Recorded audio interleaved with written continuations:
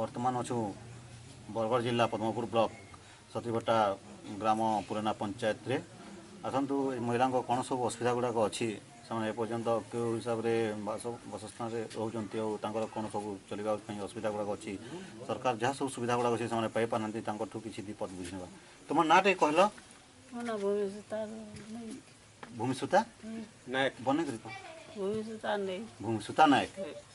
तुम स्वामी खराब केते वर्ष है सरकार जेन सब सुविधा गुड़ाक होचे तुम पाई पार कि नहीं पाई पारवा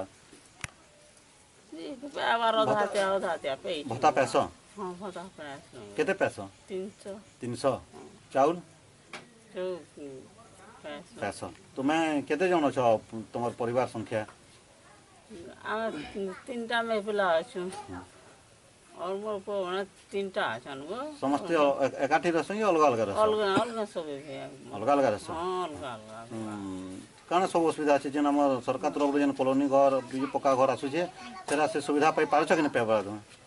हां आधा पहुंचू आधा नहीं पावर बुआ कॉलोनी घर पाई जाओ नहीं पाई बुआ नहीं पावा तो तुम्हें इसी लगी आगुर के से सरपंच कि जेआरएस कि मोर मोर कहा के कहि दिलो कि लेखि कर दे दिलो एरा घर हमर गांव थी खाली ले न और केन के लिखि के हुआ हले ए दिन तो तुमर रहवास करना करछ रहवा टाइम केते केते घर घर आके रहउछु न का करू केते बखरा घर छिबा वो करे लखा कुछ वो करा तो इतने ग्राम सभा आसी पुलिस सभा आसी इथरे तो मैंने कहता जैसी कहसी वानी दियो हां जमा बोली कना कहस हां जमा और कहन नहीं दियो हले दिन तो नहीं दियो दमो बोलस नहीं दियो हुआ दौथले ते गुलगुला अवस्था है तो मोर को जीवन दे अवस्था बहुत रहती हुआ